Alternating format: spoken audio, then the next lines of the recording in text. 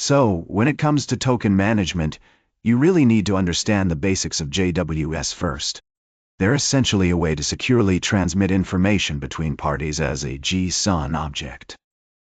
Yeah, I've seen them around but never fully grasped how they work under the hood. Right.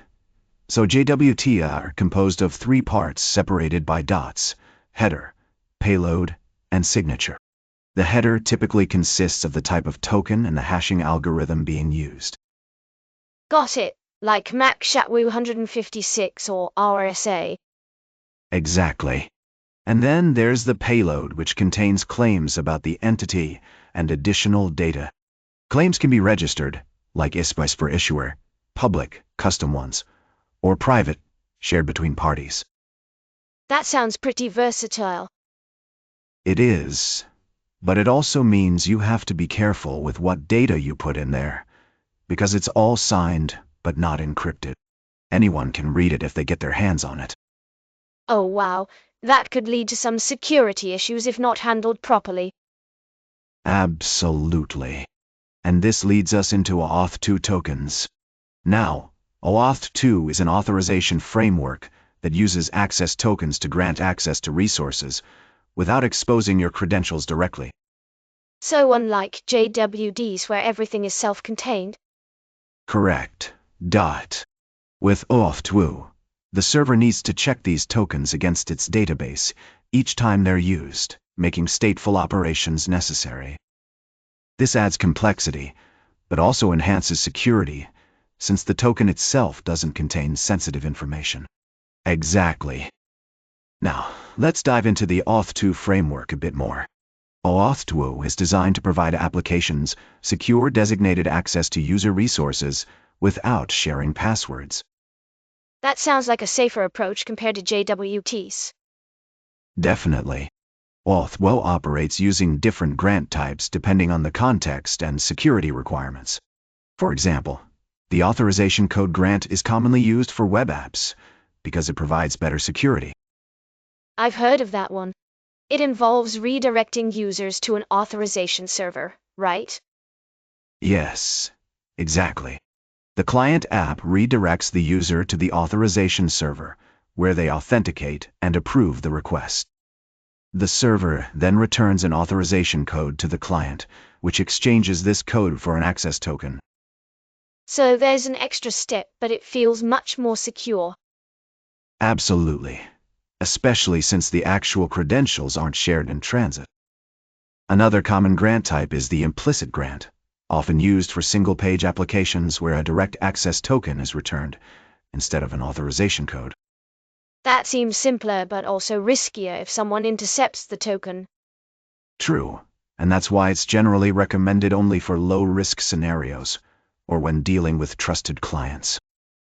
Moving on, there's also the Resource Owner Password Credentials Grant, which allows clients to obtain an access token by using the end user's username and password directly. Wait, isn't that risky too? It can be, and it's usually discouraged, except for highly trusted legacy systems where no other option is available.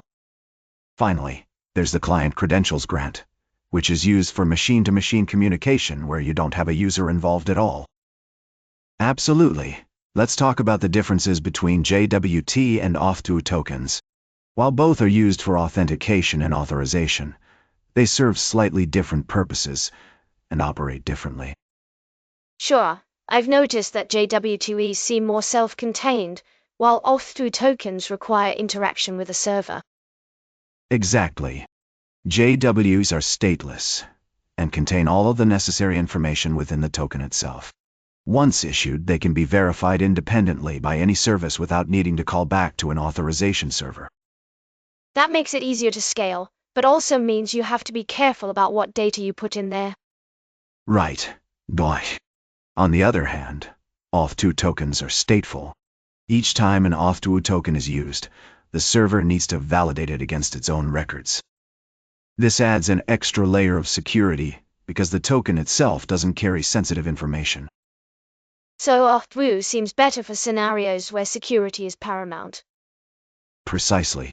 OAuth2 also supports richer features like refresh tokens and scopes, which allow fine-grained control over access permissions.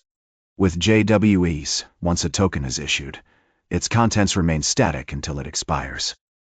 Makes sense. So our OAuth2 is more flexible in terms of managing permissions and revoking access. Exactly. Plus, OAuth2 provides a framework for various grant types, tailored to different use cases, making it adaptable to a wide range of applications and security requirements. Absolutely. Let's talk about token validation mechanisms in JWT versus OAuth2. With JWTs, validation is straightforward because the token contains all the necessary information to verify its authenticity and integrity. So you just decode the token and check the signature? Exactly. You can validate a JWT by decoding it and verifying its signature using a secret key or public key, depending on whether you used symmetric or asymmetric encryption. This process ensures that the token hasn't been tampered with and was issued by a trusted source. That sounds efficient for distributed systems. It definitely is. In contrast, OAuth2 tokens require interaction with an authorization server to validate each token. When a client presents an OAuth2 token to a resource server, the server must reach out to the authorization server to confirm that the token is valid and has not been revoked. That seems more complex but also adds another layer of security. Yes, exactly. This approach ensures that even if a token falls into the wrong hands, it can be invalidated centrally. Additionally, OAuth2 supports mechanisms like refresh tokens, which allow clients to get new access tokens without re-authenticating the user every time the original token expires. Refresh tokens sound very practical for long-running applications. They are indeed. Using refresh tokens helps maintain secure sessions while reducing the frequency of user authentication prompts. Absolutely. Let's talk about scalability and token management with JWT versus OAuth2. One of the biggest advantages of JWS is their statelessness, which makes them highly scalable. Yeah, I can see how that would help in distributed systems. Exactly. Since JWTs contain all the necessary information within the token itself, you don't need to query a central server for validation. This reduces the load on back-end services and improves performance as your system scales. That sounds perfect for microservices architecture. Indeed. Each service can independently validate JWS without needing to communicate with a centralized authentication service. However, with OAuth2 tokens, you have to make additional calls to an authorization server to validate each token, which can introduce latency and increase load on the server. So OAuth2 might become a bottleneck in large-scale systems?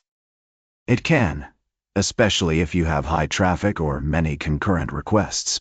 But OAuth2 does offer robust mechanisms like caching and rate limiting to mitigate these issues.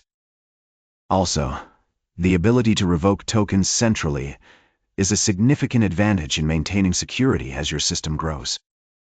Makes sense. Caching could definitely help reduce the overhead. Absolutely. And remember, OAuth2 also supports multiple grant types, allowing you to choose the most appropriate mechanism based on your specific use case and security requirements.